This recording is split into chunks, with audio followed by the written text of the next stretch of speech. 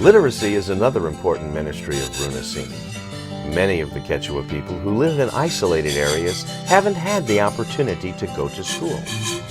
In some churches, only the pastor knows how to read the Bible. Berta and Carmen have helped Danasanye to develop a Bible-based literacy program to teach people to read.